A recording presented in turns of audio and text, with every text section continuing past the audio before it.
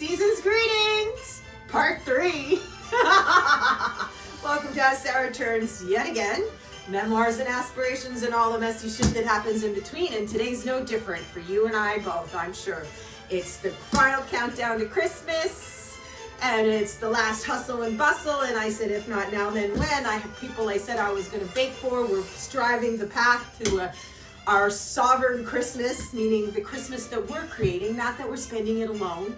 And not that it just has to be our way, but that there's some more of us in it than any other time in the past. And part of my Christmas forward tradition is, yes, I'm going to keep some of the Christmas baking, because we all do Christmas baking. But I've incorporated, instead of all of the old stuff that I grew up with, some of the new things. But I did want to share the Belgian waffle recipe, which is what all this started from, because I swear to God, these are life-changing waffles. These waffles will change your life. They're not your average waffle. Now, like everything I do, it seems, right? I get carried away. And today seemed to be no different, and I got sidetracked and caught up in the moment and forgot to put the fat in at the right time, which is where we left off. But I wasn't going, I could have stopped the recording right then and there and said, the hell with it, you know, like it didn't work out. But no, I mean, I'm not going to throw the ingredients out. I've invested that time and the ingredients, the material, the effort, all that, the money. No, we're going to make something work. If there's a will, there's a way, damn it, right? And if not now, then when? And if you can't at Christmas, then when can you? So here we are, which reminds me, while you're here, join the turning, subscribe below, become a keeper, and send me on the win, share me with a friend, pass me around, because if you can't at Christmas, for the love of Pete, when can you? Anyway, you last your master baker. So I we mushed that butter in, and then I let it sit for a bit more. It wasn't doing too much. So then I said, screw it. I just put the pearled sugar in, and I threw a bit more flour in, and I covered it, and it's not bad. I mean, it's not bad considering that we buggered it up. I think it's still going to be lovely. So the next step, is to put it in the iron, but I'm going to let it sit a few more minutes. I just wanted to show you. Let's get the scones in the oven. So while the scones are cooking, we can get a batch of waffles going, and you can see the end result, and we can taste them, and we're not wasting any more time because, geez Louise Pete, I didn't expect this to be 3 segments. But it's a Sarah original. Now we know how forgiving these recipes are, and if you're not a baker and you've been intimidated by baking, here's a perfect episode to show you. Don't be. Really. It's 1, 2, 3. I promise. So the scone batter was sitting in the freezer, right, to get the butter nice and cold. And so here it is. Now, like I said, there's a lot of things you can do with scones as far as prepping them, right? Over the years, my first introduction to scones was with my grandnanny Maybe, and she made triangle scones. And they were good, you know? But I mean, I can't say I was ever like scones. It wasn't until I had scones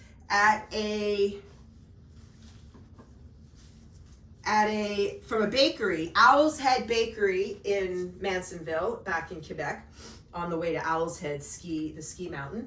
And it's a really fancy bakery. They have good bread. Anyway, that's where I first saw scones in like mounds, right? And the first time that I'd seen like blueberry scones and chocolate chip scones and lemon scones. And so I guess later on when so part of the reason why scones got put into the baking scheme for Christmas as well, when we used to do all those baskets, is because, let's face it, right? Let's be frank. Scones, quick breads, are fast, easy recipes that can be doubled in batch and relatively cheap, and they make a lot. They're a good filler, right? And then if you put in the fact that you're not rolling them out, and that you can make a base, and just like I said, you could make blueberry ones, you could make chocolate chip ones, you could make pecan and cinnamon ones, you could make savory ones, you can make the traditional raisin ones, and these aren't even going to be traditional because we ended up making them with the sprouted ancient grains flour mix, which I wonder if that's gluten-free, because it feels a little gritty. Anyway, so it was much faster to make them in rounds, and making them in rounds, being able to interchange like chocolate chips and stuff, it was like, It was just fast and it was convenient. But then later on, when I got married and we moved to Florida, we lived in Mount Dora, and in Mount Dora there was a tea room, and we would go have tea there with Bart. Actually, Bart brought us. And there the scones also were mounds, but they were much bigger, and they served them hot, and they served them with strawberry jam, and they had clotted cream, and oh baby, I had never had them like that. And then that was it. That was the best way that I ever had them, and therefore I could only ever have them that way. And well, you know, short of going to a tea room, and even still it's hit or miss. I've been to other tea rooms and they were not as good as that one.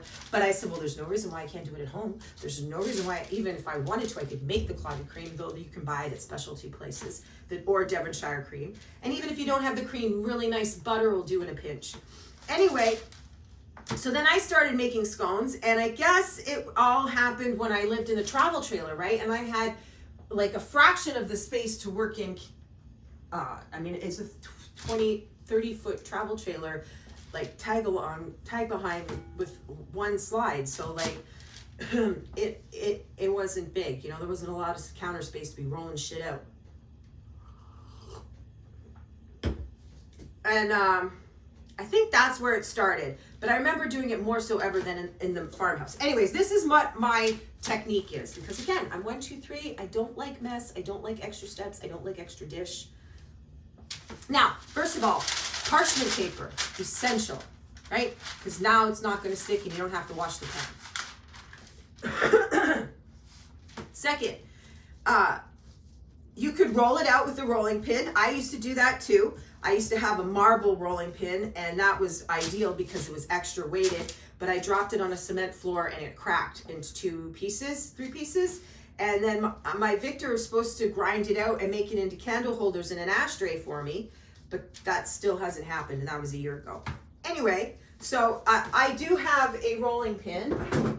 This is my preferred size rolling pin. This one happens to be a Paula Deen rolling pin, but whatever, right? And I like how it tapers so you can hold it. In a pinch, if you don't have a rolling pin and you're stuck on wanting to roll it, Nanny maybe used to have, she'd have a glass bottle and fill it with water, you know, or even I don't think a plastic bottle would work.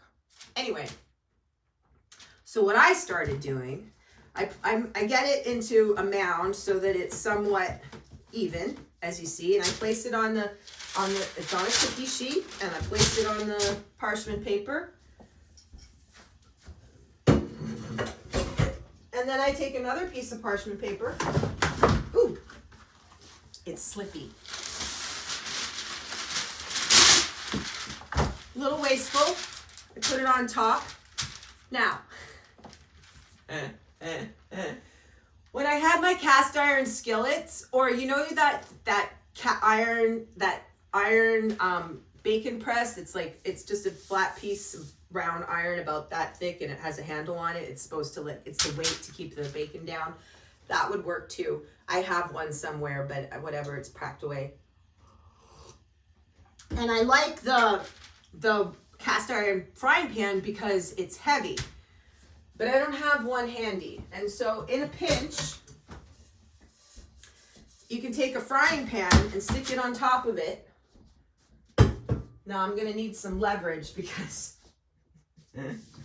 normally I would put it on the floor. Again, this is for, well, okay, I am sharing this bacon. Anyways, I would put this on the floor with the skillet on top, and I would stand in it. But I'm not going to do that here. And this is the next best thing. You put the frying pan on top of it, and you just keep pressing it down.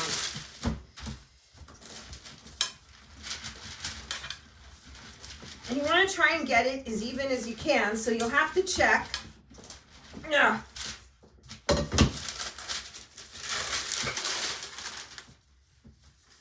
Be a little more thinner on the other side.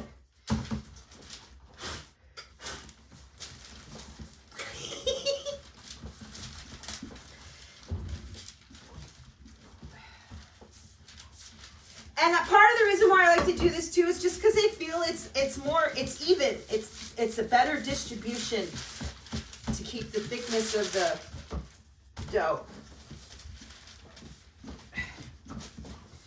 It's so much better when you stand on it. I mean, it would have been done already. I suppose I could have, but I didn't want to gross anyone out. But that's what I would do. So, that's pretty consistent. Yeah. And you just keep this for the next time you bake cookies or something. Meanwhile, the oven has been preheated for the past hour and a half now at 420. Whew. And so we're going to put these in just like this. On the top rack, 420, 415, depends on how hot your oven is, for like 20 minutes. You can tell because they'll rise and they'll, ooh, forgot I left the bench there. They'll rise and they'll brown on the edges. So, okay, now let's get on to making the waffles. And I figured out what I'm going to do with the, shit. I wonder, is that closer? Damn it. I really want you to see me put it in the waffle iron, but, well, you know what? Okay, because the plug's not long enough, and it's a 3-prong plug, and I thought the extension cord was long, but it's not, the extension bar cord, whatever. So it's preheated, it's been heating for a while. I'm going to unplug it and put it here in front of us so you can see me put it on there and everything. Then I'm just gonna put it back over there and plug it back in while it cooks. This is in, that's in, yeah. That's what I'm going to do. That's what I will do. That's what I am doing. Happy holidays to you. Have you ever had scones? Scones, biscuits, it's pretty much the same recipe. Tea biscuits, sweet cream biscuits, southern biscuits, and scones, it's almost all the same recipe.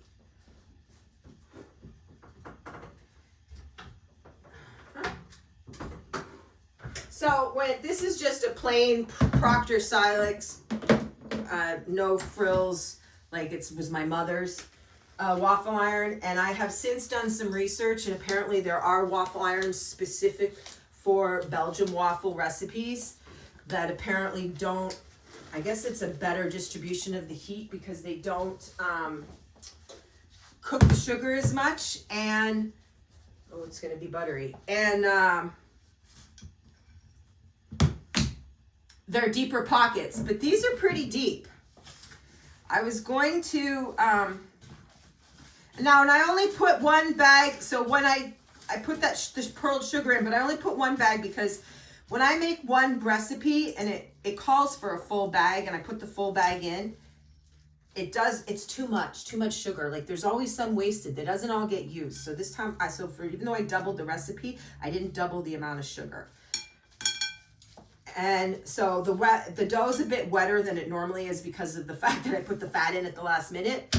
But I am not concerned. And like I said, we will make it again. I'm going to go plug it in. And so, if you've not used a waffle iron, you just plug it in and you wait until the little light turns off, and then it's ready to put put some in. Yeah, my timing was a little off on all of this. In my mind, we didn't have so many snags. It goes to show it's been a while since I've been in the kitchen doing the baking. I used to bake for hours and hours and hours on end, like 5-6 hours at a time, not even think twice about it. And to the fact that Bart used to say, he's like, I wonder, like, because most of the time I cook sweet, but sometimes I cook savory. And he'd be like, I wonder what stress makes you cook sweet and what stress makes you cook savory, because I know it's stress. But this isn't stress related.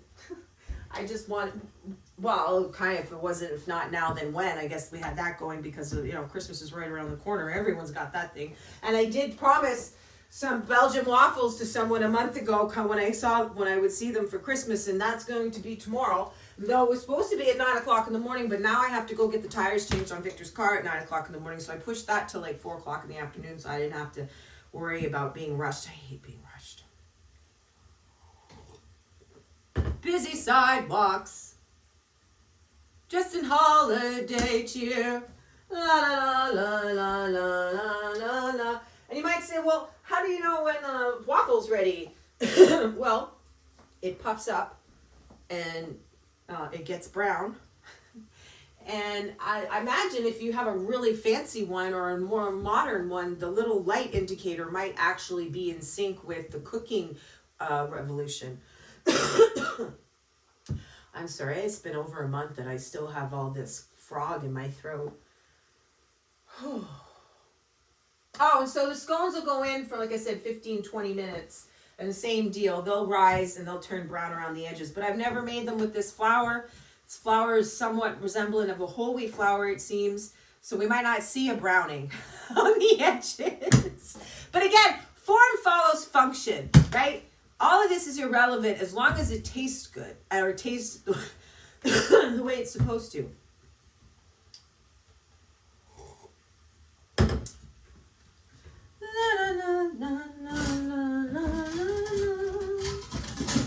Get our little cooling rack out. This little rollaway kitchen thing, I mean, it's pretty cheap. Like, it was like under $200, but it's quite convenient. So, and you can open up the machine randomly and just watch, you know, the waffle iron, and you'll smell them cook too. I thought I might have to grease the griddle, but you know, evidently not, because I buggered up with the fat and put it in at last.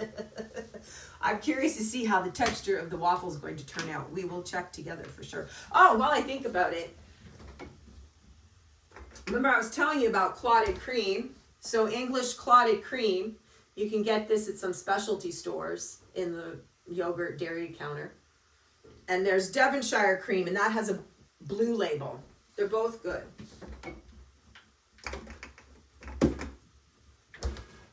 La, la, la, la, la.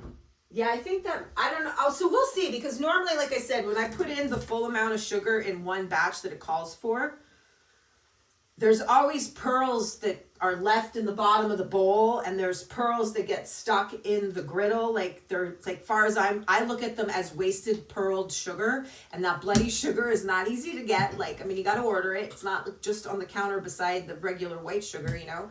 And I paid for it, and it's supposed to be in there.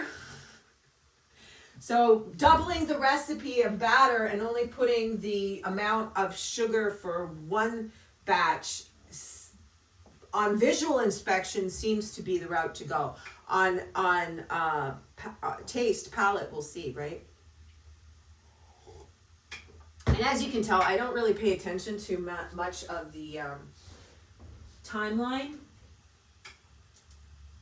Yeah, see, these might not rise the same because of the scones might not rise the same because the flour is this ancient grain flour. In which case they might be more like the traditional scone recipes that were made before baking powder was used. It was just made with cream of tartar and lemon juice, I think. They don't rise. They're just like this big. So if that is the case, anyways, tonight when I go out, I'm going to get some more flour, regular, all-purpose, unbleached flour. Santa Claus is coming to town.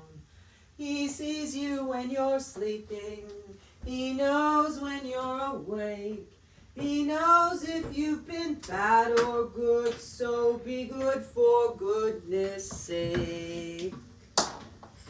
Okay, la pièce de résistance, mes amis, mes gardiens, my keepers, the pièce de résistance.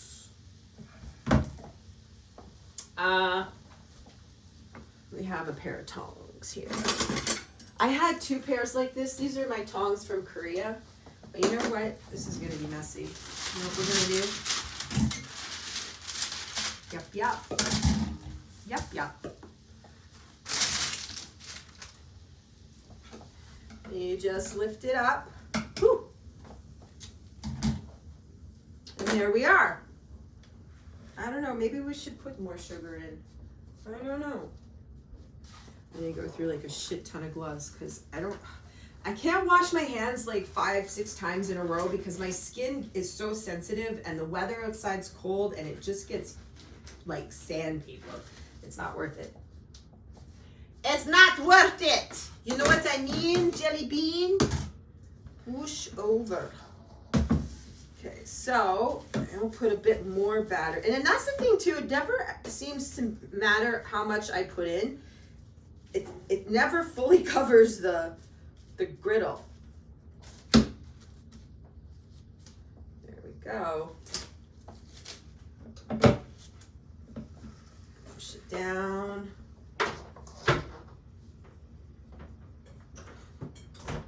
Wow. Plug it in, plug it in. And we let her cook. Okay, so it needs to cool off. So you can't really see the sugar. Now I'm curious, maybe I do need to put, I hate wasting it. It smells good. I love the smell of the yeast.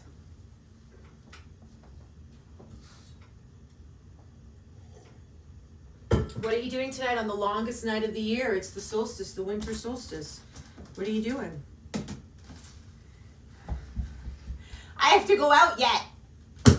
La, la, la, la, la, la, la, la. Just let it cool a minute more before and then I'll break it open. And the scones, oh, they're rising.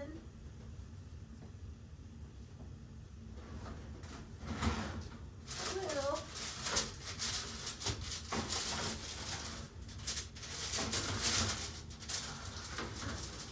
I'm gonna turn the oven up. I don't think it's hot enough. Normally, like the recipe says like 400, 415, but I don't think my oven is really, I don't think its temperature, even though it's new, I don't think its temperature is on. And I know I can figure that out just by putting a freaking thermometer in it. Okay, so let's open up. See? See? Whew. Well, that one just came right apart.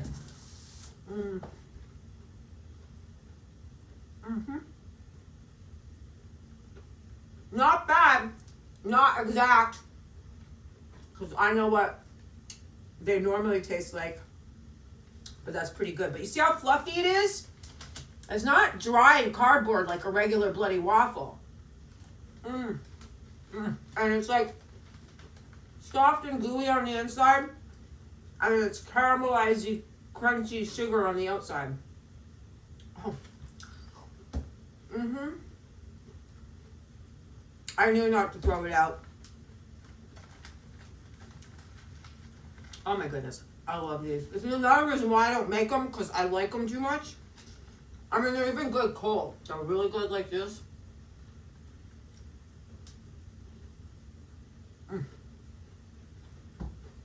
I just love the two textures, and you can taste the yeast, the fermented taste.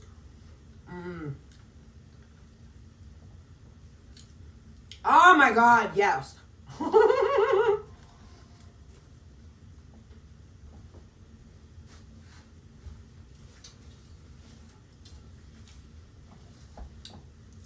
I'll make them again the proper way, putting the fat in where it's supposed to, because it's not perfect. I mean, but they're still really good. They're still life-changing waffles. If you've never had them before, you wouldn't be any of the wiser.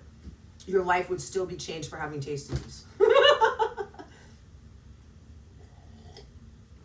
Oh my goodness.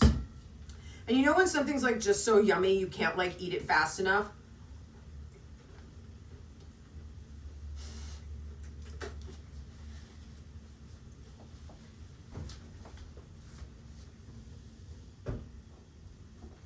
Oh yeah. Like I really shouldn't be eating a whole one.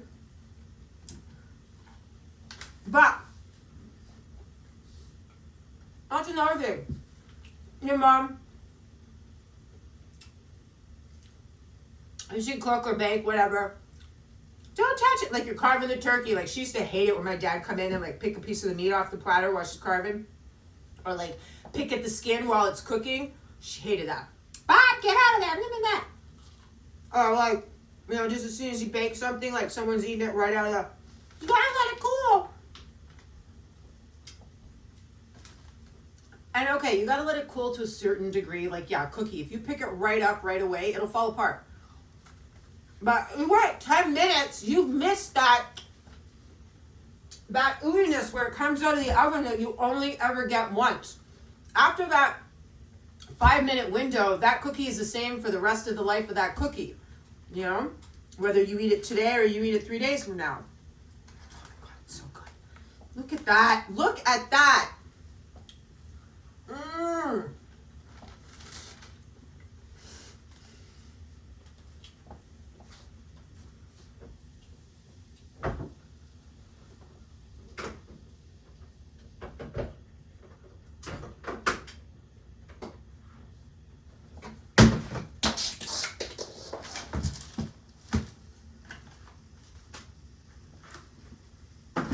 Oh my God, so good.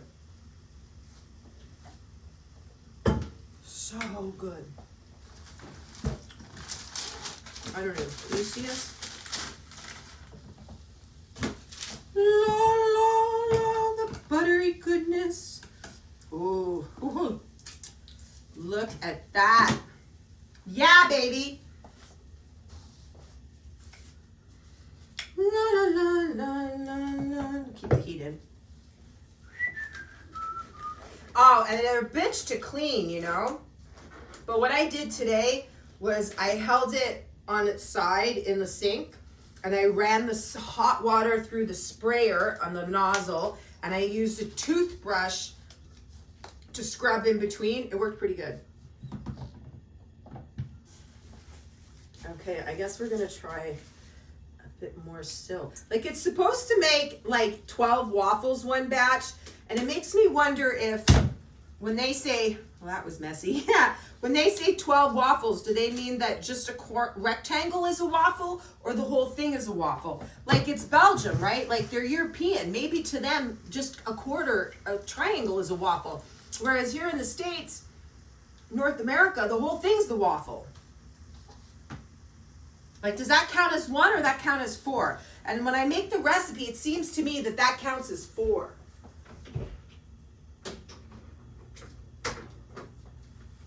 How are we doing on the scones? Well, that was messy. La la la la.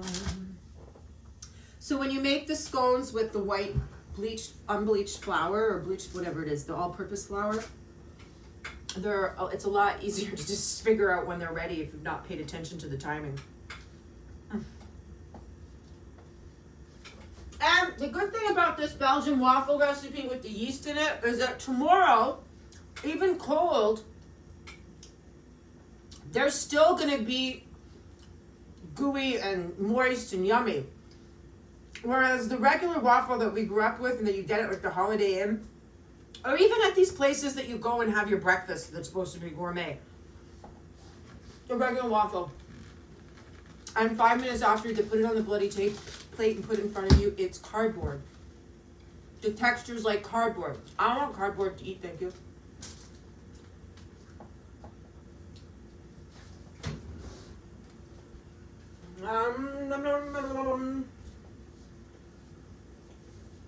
I'm missing a cloth. Busy side wash. Oh, here it is.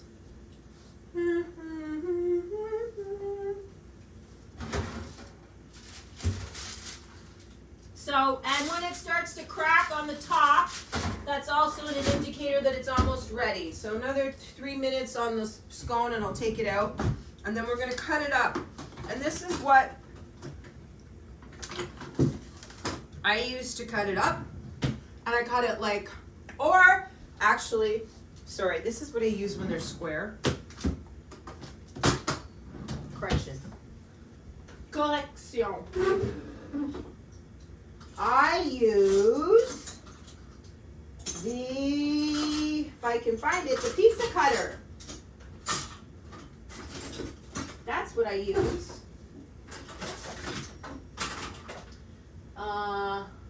But I'm not seeing it today. I'm not seeing the pizza cutter. I see cheese cutters. God, for the love of Pete. Okay, well, we can use the other thing, but you can also use a pizza cutter.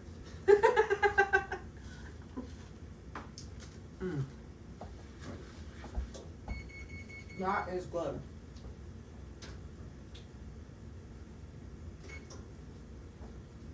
Can I just turn the oven off? Because the residual heat will finish cooking them. If you make scones, what kind would you make? Or if you eat scones, what kind do you prefer? Are you a traditional, a purist, and you prefer the raisin? And you know, I didn't know my whole life. I grew up eating them with the dark raisins, the Thompson raisins. But you're supposed to, in Britain, they're made with the Sultan raisins, which are the light ones like I used. But they're not made with ancient grain flour mix. But it means they're super healthy. They have really good butter in it. They have farm eggs and they have ancient grain, sprouted ancient grain flour mix. I really should not have eaten. It was so good.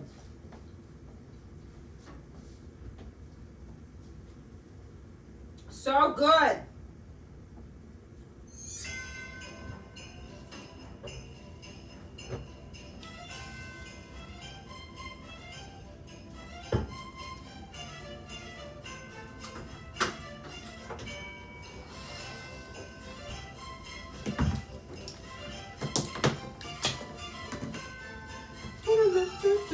See all that butter?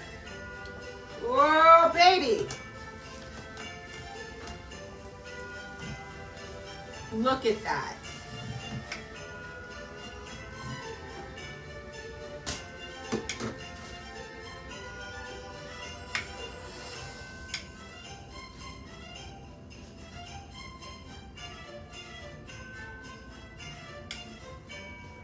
Why not? Instead of it going to waste.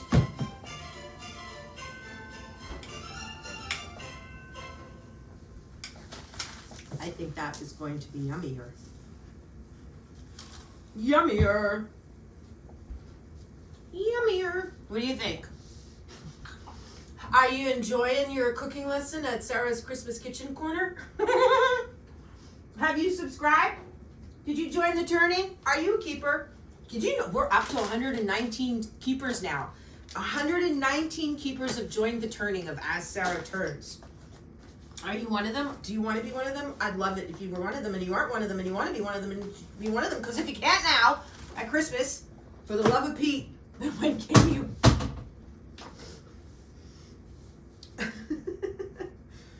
I'm hot. Oh my God. I'm ready to take off my Santa hat. What do you think? I guess you can't really see my leg. So what do you think of my Santa pants? They're velvet. I bought them just for Christmas, but they're super comfortable. And I'm thinking I need to see if there are other colors.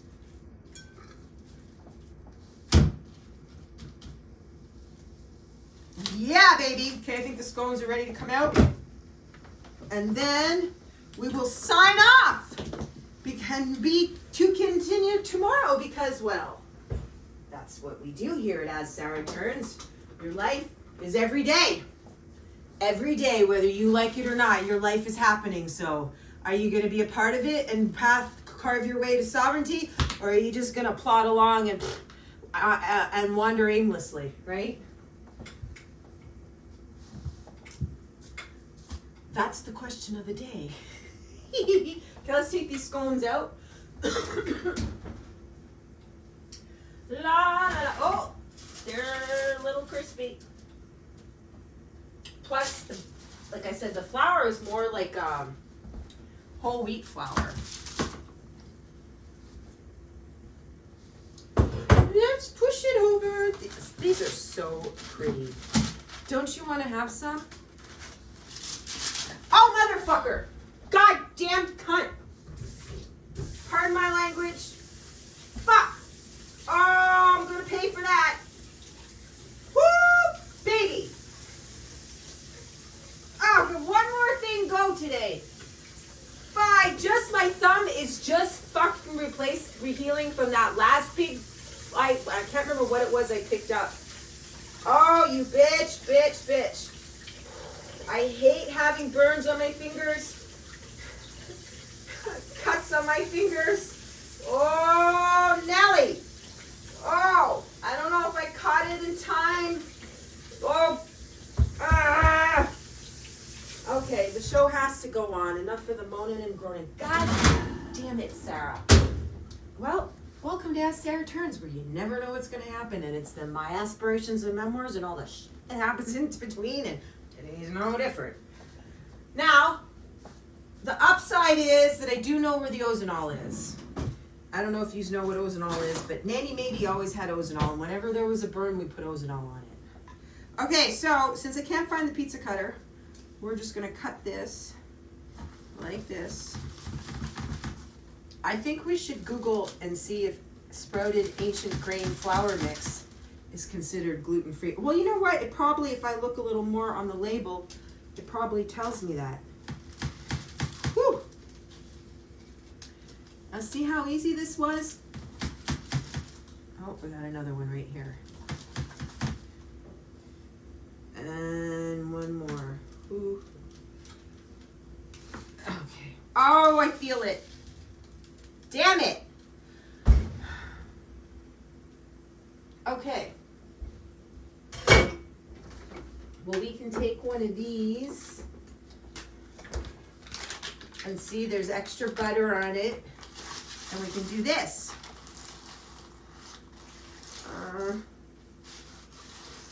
I am not happy. This is not acceptable. God damn it.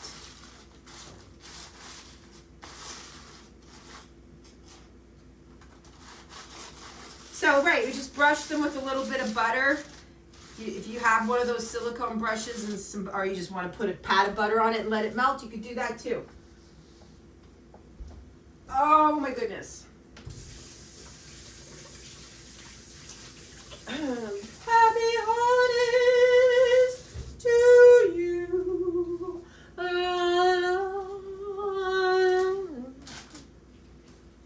Happy holidays. Season's greetings, keepers. Wish you a Merry, Merry, Merry, Merry Christmas. I can't wait to see you tomorrow. I'll show you my burn.